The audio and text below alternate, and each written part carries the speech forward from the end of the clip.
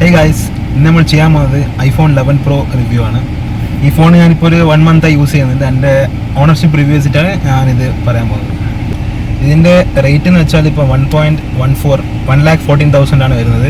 പല ആൾക്കാരും എൻ്റെ ഫ്രണ്ട്സിനാണ് ചോദിച്ചിട്ടുണ്ട് എന്തിനാണ് ഇത്രയും പൈസ കൊടുത്തിട്ട് ഒരു ഫോണിൽ ഇൻവെസ്റ്റ് ചെയ്യുന്നത്. ഇതിപ്പോൾ ഇവരടുത്ത് ഈ പൈസക്ക് ഒരു ആൾട്ടോ വാങ്ങാലോ, പിന്നെ 2 ആക്സസ് വാങ്ങാലോ എന്ന് തന്നെ കുറേ ആൾക്കാർ ചോദിച്ചിട്ടുണ്ട്. ഇവർക്കുള്ള മറുപടി എന്ന് വെച്ചാൽ ഇത് മെയിനായിട്ട് ഇത്രയും വില കൂടുന്നത് ഈ ടാക്സിനെ കൊണ്ടാണ്, ഇമ്പോർട്ട് ടാക്സിനെ കൊണ്ടാണ്. ഇതിപ്പോൾ നിങ്ങൾ ദുബായിൽ നിന്ന് വാങ്ങുകയാണെങ്കിൽ 80,000 വരുന്നത്. ഒരു ഫ്ലാഗ്ഷിപ്പ് ഫോണിൻ്റെ ഒരു 80,000 എന്ന് പറയുമ്പോൾ ഒരു നോർമൽ പ്രൈസാണ്. ഇത് ഇന്ത്യത്തെ ഇമ്പോർട്ട് ഡ്യൂട്ടി എല്ലാം കൂടുമ്പോഴാണ് ഇത്രയും പ്രൈസായിട്ട് വരുന്നത്. അതൊരു മെയിൻ കാരണമാണ്. രണ്ടാമത് ഇതിൻ്റെ ഈ ബ്രാൻഡിങ്, ഇതിൻ്റെ ആപ്പിൾ ബ്രാൻഡിങ് ഇതൊരു സ്റ്റാറ്റസ് സിമ്പിളായിട്ടാണ് ഇവർ അഡ്വർടൈസ് ചെയ്യുന്നത് തന്നെ. അപ്പോൾ ആ ബ്രാൻഡിങ്ങിന് വേണ്ടി നിങ്ങൾക്ക് കുറച്ച് പൈസ തന്നെ കൊടുക്കേണ്ടി വരും. ഫസ്റ്റായിട്ട് ഈ ഫോൺ കയ്യിൽ കിട്ടിയ ആൾക്കാർ ചോദിക്കുക ഇതിൻ്റെ ഫിംഗർ പ്രിൻ്റ് എവിടെയാണ്, ഇൻ ഡിസ്പ്ലേ ഫിംഗർ പ്രിൻ്റ് ആണോ, സൈഡിലാണോ, ബാക്കിലാണോ. ഈ ഫിംഗർ പ്രിൻ്റ് വരുന്നത് ഇനി ഫേസ് ഐ ഡി ആണ്. ഫേസ് ഐ ഡി എന്ന് പറഞ്ഞാൽ സിമ്പിളായിട്ട് നമ്മളെ ഫേസ് വെച്ചിട്ടാണ് ഇത് വർക്ക് ചെയ്യുന്നത്. പിന്നെ പല ആൾക്ക് ഇതിൻ്റെ ഡൗട്ട് വരുന്നുണ്ട്, ഈ ഫേസ് ഐ ഡി എന്ന് പറഞ്ഞാൽ ഈ ഫിംഗർ പ്രിൻറ്റിന് അത്ര സെക്യൂർ ആണോ, അപ്പോൾ ആരെങ്കിലും നമ്മൾ ഉറങ്ങുമ്പോൾ കൂളായിട്ട് അൺലോക്ക് ചെയ്തുകൂടെ. അങ്ങനെ ചെയ്യാൻ പറ്റില്ല. കാരണം എന്ന് വെച്ചാൽ ഇത് നമ്മളെ അറ്റൻഷൻ അവെയർ ഫീച്ചർ എന്ന സാധനമാണ് ഇതിൽ. അതായത് നമ്മളെ കണ്ണ് തുറന്നിരിക്കണം, കണ്ണ് തുറന്നാൽ മാത്രമേ ഇത് അൺലോക്ക് ആവും. പുതിയ വരുന്ന പിക്സൽ 4 ഇല്ല, പിക്സൽ 4 ഈ സെയിം ഫേസ് ഐ ഡി പോലത്തെ ഒരു ബയോമെട്രിക് ഐഡൻറ്റിഫിക്കേഷൻ ആണ് വരുന്നത്. പക്ഷേ എങ്കിൽ അതിൻ്റെ പിക്സൽ 4 കണ്ണിൻ്റെ നോക്കാൻ പറ്റില്ല, ജസ്റ്റ് ഫേസ് കാണാൻ തന്നെ അത് അൺലോക്ക് ചെയ്യാൻ പറ്റും. ആപ്പിളിൻ്റെ വെച്ചാൽ ഇപ്പോൾ ഞാൻ സാമ്പിൾ ഞാൻ കാണിച്ചു തരാം. ഇപ്പോൾ ഞാൻ എൻ്റെ ഫേസ് ഇതിൽ കാണുന്നുണ്ട്, പക്ഷേ ഞാൻ അതിൻ്റെ അകത്ത് നോക്കുന്നില്ല.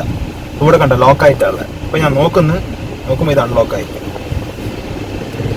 അത്രയും സെക്യൂർ ആണ് ഇതിൻ്റെ വരുന്നത്. വേറൊരു കമ്പനിക്ക് ഇതിൻ്റെ ടെക്നോളജി റെപ്ലിക്കേറ്റ് ചെയ്യാൻ പോലും പറ്റുന്നില്ല. അത്രയും ഒരു 3 to 4 years അഡ്വാൻസ്ഡ് ആണ് ആപ്പിളിൻ്റെ. ഇതിലെ സോഫ്റ്റ്വെയർ എന്ന് പറഞ്ഞാൽ iOS 13 ആണ് പ്രീ ഇൻസ്റ്റാൾഡ് ആയിട്ട് വരുന്നത്.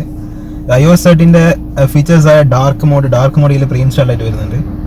2 മോഡ് നിങ്ങൾക്ക് കാണാം, ലൈറ്റ് മോഡും ഉണ്ട്, ഡാർക്ക് മോഡും ഉണ്ട്. ഈ ഡാർക്ക് മോഡിൻ്റെ മെയിൻ അഡ്വാൻറ്റേജ് എന്ന് പറയുന്നത് ഇതിൽ ഉപയോഗിക്കുന്ന ഒരു OLED പാനലാണ്. OLED പാനലിൽ ഡാർക്ക് മോഡ് ഉപയോഗിക്കുകയാണെങ്കിൽ നിങ്ങൾക്ക് സിഗ്നിഫിക്കൻറ്റ് ബാറ്ററി സേവിങ്സ് ഉണ്ടാവും. കാരണം ഈ OLED LCD പോലെയല്ല, ഇതിൻ്റെ പിക്സൽസ് ഡാർക്ക് വാൾപേപ്പർ വെക്കുകയാണെങ്കിൽ ഓഫ് ആയിരിക്കും. അപ്പോൾ നിങ്ങൾക്ക് ബാറ്ററി നല്ല സേവ് ചെയ്യാൻ പറ്റും. അതുപോലെ ഡാർക്ക് മോഡ് എന്ന് പറഞ്ഞാൽ എല്ലാ ആപ്സിലും ഇൻറ്റഗ്രേറ്റഡ് ആയിട്ട് വരുന്നുണ്ട്. ഇപ്പോൾ നമ്മൾ ഇൻസ്റ്റാഗ്രാം ബ്ലാക്ക് ആയിട്ടാണ്, ഈ ഡാർക്ക് മോഡ് മാറ്റാണെങ്കിൽ ഈസിയാണ്. കൺട്രോൾ സെൻറ്ററിൽ പോവുക, ബ്രൈറ്റ്നെസ്സിൻ്റെ അടുത്ത് ഡാർക്ക് മോഡ് ഓഫ് ആക്കിയാൽ ഓട്ടോമാറ്റിക്കായിട്ട് വൈറ്റായി മാറും. വളരെ സീംലെസ് ആണ്. അതുപോലെ എല്ലാ ആപ്ലിക്കേഷൻസും iOSൻ്റെ മെയിനായിട്ട് പറയുന്നത് വെച്ചാൽ ഇതിൻ്റെ ക്വാളിറ്റി ഓഫ് ആപ്ലിക്കേഷൻ ആൻഡ്രോയിഡ് വെച്ച് കമ്പയർ ചെയ്യുമ്പോൾ എത്രയോ ബെറ്ററാണ്. കാരണം അത്രയും ഐഫോണിന് വേണ്ടിയിട്ട് എന്താ പറയുക, ഒപ്റ്റിമൈസ്ഡ് ആപ്ലിക്കേഷൻ ആയിരിക്കുമല്ലോ പ്രത്യേകത. നിങ്ങൾ ഇത്രയും പേ ചെയ്യുന്നില്ല 1,14,000. കാരണം എന്ന് വെച്ചാൽ ഇത് iOS ഓരോന്ന് ഡെവലപ്പ് ചെയ്യുന്നത്, ആപ്പിൾ തന്നെ ഡെവലപ്പ് ചെയ്യുന്നതാണ്. ആൻഡ്രോയിഡ് എന്ന് പറഞ്ഞാൽ ഓപ്പൺ സോഴ്സ് ആണ്, ആയിരിക്കും തന്നെ ഡൗൺലോഡ് ചെയ്യുക, യൂസ് ചെയ്യുക. നിങ്ങൾ എല്ലാ ഫോണിലും കോമൺ സോഫ്റ്റ്വെയർ ആണ്. ആപ്പിൾ ഹാർഡ്വെയർ ആപ്പിളാണ് ഡെവലപ്പ് ചെയ്യുന്നത്, സോഫ്റ്റ്വെയർ ആപ്പിളാണ് ഡെവലപ്പ് ചെയ്യുന്നത്, ബയോമെട്രിക് എല്ലാ ആപ്പിളാണ് ഡെവലപ്പ് ചെയ്യുന്നത്. So you are paying for the research and development basically. ഈ മെയിനായിട്ട് ആൻഡ്രോയിഡ് ഫോൺ ഉപയോഗിക്കുന്ന ആൾക്കാർ കംപ്ലൈൻറ്റ് എന്ന് വെച്ചാൽ ലാഗാണ്. 12 GB റാം, 8 GB റാം, ഇതെത്രയാ ലാപ്ടോപ്പിനെക്കാട്ട് റാമാണ് ഇപ്പോൾ ഒരു ചെറിയ ഫോണിലേക്ക് കുത്തി നടക്കുന്നത്. ഇത് വെച്ചാൽ 4 GB റാമാണ്. റാം തന്നെ ഇതിൻ്റെ പെർഫോമൻസ് ആണ് ബട്ടർ സ്മൂത്ത് എന്ന് പറഞ്ഞാൽ ഏത് ആപ്ലിക്കേഷൻ ഓപ്പൺ ചെയ്താലും അത്രയും സ്മൂത്ത് ആയിട്ട് ലോഞ്ച് ചെയ്യും. പിന്നെ PUBG ഒന്നും പറയണ്ട, അൾട്രാ HD ഗ്രാഫിക്സ് ആണ്. ഒരു പ്രയോറിറ്റി കൊടുക്കുന്ന യൂസർ ഇൻ്റർഫേസിനാണ്.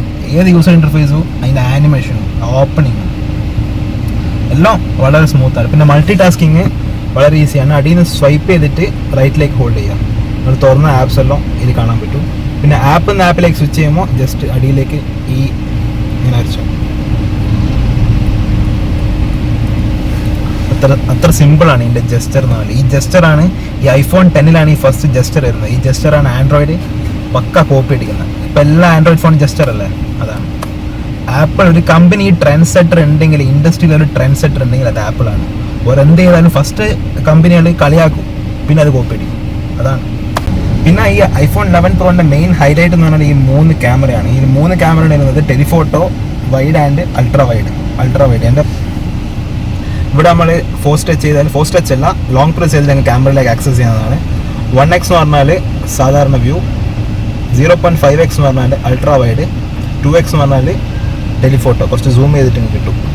പോർട്രേറ്റ് മോഡ് വരുന്നുണ്ട്, വീഡിയോ, സ്ലോ മോഷൻ നിങ്ങൾക്ക് വരാൻ പറ്റും. ഇപ്പോൾ ഈ അൾട്രാ വൈഡ് ക്യാമറ എന്ന് പറയുമ്പോൾ ഫസ്റ്റ് iPhone അല്ലല്ലോ പുറത്തിറക്കിയ, S10 പണ്ടേ അൾട്രാ വൈഡ് ഉണ്ടല്ലോ.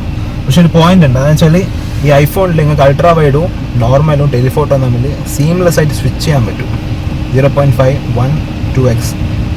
ആ സീംലെസ് ട്രാൻസിഷൻ കണ്ടോ? ഈ സീംലെസ് ട്രാൻസിഷൻ വരാൻ കാരണം വെച്ചാൽ ഈ 3 ക്യാമറയും ഇക്വിഡിസ്റ്റൻറ്റ് ഫ്രം ഈച്ച് അതർ. ഈ 3ൻ്റെ സ്പേസ് ഇക്വിഡിസ്റ്റൻ്റ് ആണ് ഫ്രം ഈച്ച് അതർ. സോ ആ 3ൻ്റെ അകത്തുനിന്ന് സ്വിച്ച് ചെയ്യുമ്പോൾ നിങ്ങൾക്ക് ഒരു വ്യത്യാസവും മനസ്സിലാകുന്നില്ല. S10 ഇത് സാധ്യമല്ല. S10 അൾട്രാ വൈഡ് ഉണ്ട് എന്നേ ഉള്ളൂ. അതിൽ ഇങ്ങനെ സീംലെസ് ആയിട്ട് സ്വിച്ച് ചെയ്യാൻ പറ്റില്ല. ഈ സീംലെസ് സ്വിച്ചിങ്ങിന് വേണ്ടിയിട്ടാണ് ഇവർ ഇത്രയും അഗ്ലി ഡിസൈൻ എന്ന് പറഞ്ഞ പല ആൾക്കാരും കളിയാക്കിയത്. ഈ അഗ്ലി ഡിസൈൻ ഉള്ളതുകൊണ്ടാണ് അത് പോസിബിൾ ആകുന്നത്. അത് നിങ്ങൾ മനസ്സിലാക്കണം. ആപ്പിൾ എന്ന് പറഞ്ഞാൽ ഒരു സാധനം ഫസ്റ്റ് ഇംപ്ലിമെൻ്റ് ചെയ്യില്ല. The best implementation. ഫസ്റ്റ് ആരൊക്കെയെന്നല്ല പ്രാധാന്യം, ആരാണ് ഏറ്റവും കിടിലം പോലെ ഇംപ്ലിമെൻറ്റ് ചെയ്യുന്നതിന് പ്രാധാന്യം. ഈ ഐഫോണിൻ്റെ മെയിൻ പ്രശ്നം എന്ന് വെച്ചാൽ പഴയ ജനറേഷൻ ഐഫോണിലുള്ള ബാറ്ററി ലൈഫ് വളരെ പോക്കാണ്. ബാറ്ററി ലൈഫ് നിങ്ങൾക്ക് ഒരു വൺ ഡേ മാക്സിമം എത്തും. പക്ഷേ ഐഫോൺ 11 Pro ഒരു വേറെ ലെവലിൽ കൊണ്ടുപോയിരിക്കുകയാണ്. ഇത് ഇത്രയും കോമ്പാക്ട് ഫോണാണ്. ഞാനിപ്പോൾ മിനിമം 2 days ഒരു പ്രാവശ്യം 2 ദിവസത്തിൽ ഒരു പ്രാവശ്യം ഞാൻ ചാർജ് ചെയ്യേണ്ടി വരുന്നുള്ളൂ. കാരണം അത്രയും കിടിലാണ്. മെയിനായിട്ട് എനിക്ക് തോന്നുന്നത് ഇതിൻ്റെ ഡാർക്ക് മോഡിനെ കൊണ്ടാണ് ഇത്രയും ബാറ്ററി ലൈഫ് കൂടാൻ കാരണം ഇതിൻ്റെ ബാറ്ററി അത്ര വലിയ ബാറ്ററി അല്ല, 3040 സംതിങ് mAh വരുന്നുള്ളൂ. പിന്നെ iOSൻ്റെ ഒപ്റ്റിമൈസേഷൻ ഉണ്ട്. ആൻഡ്രോയിഡിനെ പോലെ നിങ്ങൾക്ക് ഓരോ പ്രാവശ്യം പോയിട്ട് റാം ക്ലീൻ ചെയ്യേണ്ടയോ ക്യാഷ് ക്ലീൻ ചെയ്യേണ്ടെന്ന് ആവശ്യം iOSൽ വരുന്നുണ്ട്. iOSൻ്റെ മെമ്മറി മാനേജ്മെൻറ്റ് എന്ന് പറഞ്ഞാൽ അത്രയും കിടിലൻ മെമ്മറി മാനേജ്മെൻറ്റാണ്. ആൻഡ്രോയിഡിൽ കണ്ടുവരുന്ന പോലെ ഈ എന്താ പറയുക മെമ്മറി ലീക്കൊന്നും ഇതിൽ ഉണ്ടാവില്ല. രാത്രി ഒരു 100% നിങ്ങൾ ഉറങ്ങുവാണെങ്കിൽ രാവിലെ എണീക്കുമ്പോൾ ഒരു 99 ഉണ്ടാവും, ഇനി ഒരു 100 ഉണ്ടാവും. ഇത് സെയിം ഒരു S8 ഫോണാണെങ്കിൽ രാത്രി നിങ്ങൾ 100 വെച്ചിട്ടുണ്ടെങ്കിൽ രാവിലെ ആകുമ്പോൾ ഒരു 94 95 ഉണ്ടാവും. കാരണം അത്രയും ബാക്ക്ഗ്രൗണ്ട് ആപ്സ് എല്ലാം റൺ ചെയ്തുകൊണ്ട് വെക്കും. അത്രയും ഒപ്റ്റിമൈസ്ഡ് ആണ് iOS സോഫ്റ്റ്വെയർ. ഈ ചെറിയ ബാറ്ററി തന്നെ നിങ്ങൾക്ക് 2 day ബാറ്ററി ലൈഫ് വണ്ടി എന്തായാലും കിട്ടും. അതുപോലെ ഇതിൻ്റെ പിന്നെ ഫാസ്റ്റ് ചാർജർ വരുന്നുണ്ട്. 18 watt ഫാസ്റ്റ് ചാർജർ വരുന്നുണ്ട്. ഒരു 30 minutes തന്നെ നിങ്ങൾക്ക് ഒരു 50 to 60% ചാർജ് ആക്കാൻ പറ്റും. ബാറ്ററി ലൈഫ് വെച്ച് നോക്കുകയാണെങ്കിൽ വളരെ മികച്ച ബാറ്ററി ലൈഫാണ്. ഇതിനെക്കാട്ടും കൂടുതൽ ബാറ്ററി ലൈഫാണ് iPhone 11 Pro Maxൽ വരുന്നത്. മാക്സ് ഇതിനെക്കാട്ടും കൂടുതലാണ്. ഇനി സ്പീക്കർ ക്വാളിറ്റിനെ പറ്റി പറയുകയാണെങ്കിൽ 2 സ്പീക്കറാണ് വരുന്നത്. ഒന്ന് ഫ്രണ്ട് ഫേസിങ്, ഒന്ന് സൈഡ് മൗണ്ടഡ് സ്പീക്കറാണ്. സ്പീക്കർ ക്വാളിറ്റി വളരെ കിടിലാണ്. കാരണം എസ്പെഷ്യലി ആ ഫ്രണ്ട് ഫേസിങ് സ്പീക്കർ നിങ്ങൾക്ക് വളരെ നല്ലൊരു ഓഡിയോ അനുഭവമാണ് കിട്ടുന്നത്. ഫോർ എക്സാമ്പിൾ ഞാൻ പ്ലേ ചെയ്ത് തരാം. NCS music.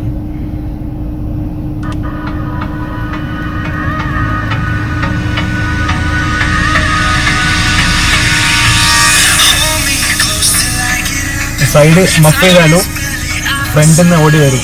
ഗെയിം കളിക്കുമ്പോൾ അധികം നമ്മൾ സൈഡ് മഫായി പോകും. So still will get front facing speaker.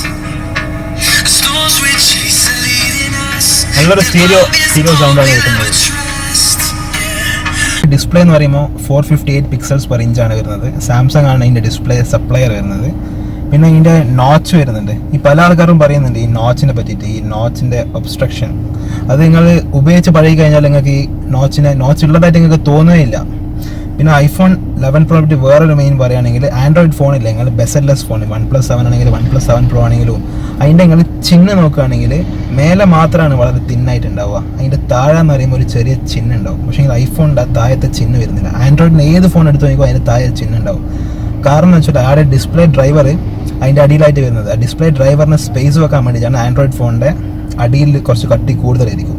പക്ഷേ ഐഫോൺ അതില്ല. കാരണം എന്താണെന്നറിയുക, ഈ ഐഫോണിൻ്റെ ഡിസ്പ്ലേ അടിയിൽ ഫോൾഡ് ആകുന്നുണ്ട്. ഈ ഡിസ്പ്ലേ ഉള്ളിൽ ഫോൾഡ് ആയിട്ട് ഡിസ്പ്ലേ ഡ്രൈവർ ഉള്ളോട്ടേക്കാണ് വരുന്നത്. സോ ഐഫോണിൻ്റെ ചിഹ്നം എന്ന് പറയുമ്പോൾ വളരെ ചെറിയ ചിഹ്നമാണ്. ഒരു ആൻഡ്രോയിഡ് സ്മാർട്ട് ഫോണിന് ഇതുവരെ അത് അച്ചീവ് ചെയ്യാൻ പറ്റിയിട്ടില്ല. കുറേ ആൾക്കാർ പല കാരണം പറയുന്നുണ്ട്. ഫസ്റ്റ് വൺ, ഇറ്റ്സ് എക്സ്പെൻസീവ്, വളരെ എക്സ്പെൻസീവ് ആണ്. അതുകൊണ്ടാണ് ഇതിൻ്റെ കോസ്റ്റ് ഇത്ര പോകാൻ കാരണം. സെക്കൻഡ് എന്ന് പറഞ്ഞാൽ ആപ്പിൾ പാറ്റൻറ്റ് ചെയ്തിട്ടുണ്ടെന്ന് പറയുന്നത്. ആ സ്ക്രീൻ ഫോൾഡ് ചെയ്യുന്നത് ആപ്പിൾ പാറ്റൻറ്റ് ചെയ്തിട്ടുണ്ട്. ഏത് ഫോൺ എടുത്ത് നോക്കുക, S10 ആണെങ്കിലും OnePlus 7 ആണെങ്കിലും ബെസൽലെസ് എന്ന് പറയാൻ പറ്റില്ല. കാരണം അതിൻ്റെ അടിയിൽ വളരെ എസിമെട്രിക്കലായിട്ടാണ് വരുന്നത്. അത് ആപ്പിളിന് മാത്രമേ പറ്റൂ.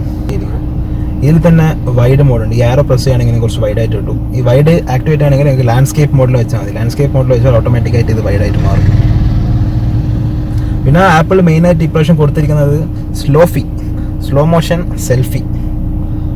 അത് വളരെ ഗിമ്മിക്ക് പ്രോഡക്റ്റാണ് ശരിക്കും. സ്ലോഫി അല്ല ആരാണ് ഉപയോഗിക്കുന്നത്, ടിക്ടോക്ക് പ്രാന്തന്മാരാണ് ചിലപ്പോൾ ഉപയോഗിക്കുമായിരിക്കും. പിന്നെ ഇതിൻ്റെ ബിൽഡ് ക്വാളിറ്റി എന്ന് വെച്ചാൽ വളരെ പ്രീമിയം ഫോണാണ്. കയ്യിൽ ഹോൾഡ് ചെയ്യുമ്പോൾ തന്നെ വളരെ ഒരു പ്രീമിയം ഫീലിംഗ് ആണ്. ഇതിൻ്റെ ബാക്കിൽ ഇപ്രാവശ്യം ഫ്രോസ്റ്റ് ഗ്ലാസ് ആണ് കൊടുത്തിരിക്കുന്നത്. കഴിഞ്ഞ iPhone 10s-ലും 10-ലോ ഗ്ലോസി ബാക്കാണ് വരുന്നത്. മെയിൻ പ്രശ്നം എന്ന് വെച്ചാൽ അതിൻ്റെ ഫിംഗർ പ്രിൻ്റ് ഇല്ല. ഫിംഗർ പ്രിൻ്റ് വളരെ ഇങ്ങനെ സ്റ്റിക്കായിട്ടായിട്ട് കാണിക്കും. പക്ഷേ ഈ ഫ്രോസ്റ്റ് ഗ്ലാസിൻ്റെ അകത്ത് ഫിംഗർ പ്രിൻ്റ് കാണില്ല. പിന്നെ ഈ ക്യാമറൻ്റെ ഈ ഡിസൈൻ, അത് ഞാൻ നേരത്തെ പറഞ്ഞതുപോലെ ഈ ക്യാമറ ഇങ്ങനെ പ്ലേസ് ചെയ്യാനൊരു കാരണമുണ്ട്.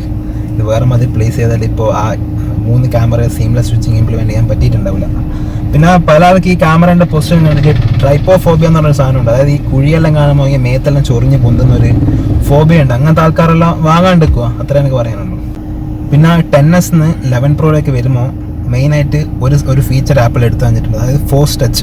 സ്ക്രീനിൽ ഫോഴ്സ് ടച്ച് ചെയ്യുമ്പോൾ പല ഓപ്ഷൻസ് വരുന്നുണ്ട്. ആ ഫോഴ്സ് ടച്ച് മാറ്റിയിട്ട് ഇപ്പോൾ ഹാപ്റ്റിക് ടച്ചാണ് വരുന്നത്. അതായത് ഒരു സെയിം ആപ്പിൽ ലോങ് പ്രസ് ചെയ്യുകയാണെങ്കിൽ നിങ്ങൾക്ക് 3D ടച്ചിൽ കിട്ടിയ ഫീച്ചറെല്ലാം ഇവിടെ ലഭ്യമാണ്. മെയിനായിട്ട് 3D ടച്ച് എടുക്കാൻ കാരണം വെച്ചാൽ ആ ഹാപ്റ്റിക് എഞ്ചിന് വളരെ സ്പേസ് ഉണ്ടായിരുന്നു ആ ഫോണിൻ്റെ ഉള്ളിൽ. അപ്പോൾ അത് എടുത്തതിന് ശേഷം അവർക്ക് ബിഗർ ബാറ്ററി അതിൽ പ്ലേസ് ചെയ്യാൻ പറ്റി. ഫോഴ്സ് ടച്ച് വെച്ച് കമ്പയർ ചെയ്യുമ്പോൾ ഹാപ്റ്റിക് ടച്ചിൽ അത്ര വലിയ മോശമൊന്നുമില്ല. കുറച്ച് ലോങ് പ്രസ് ചെയ്താൽ തന്നെ നിങ്ങൾക്ക് ആ സെയിം ഫീച്ചർ തന്നെ കിട്ടുന്നുണ്ട്. So it's not A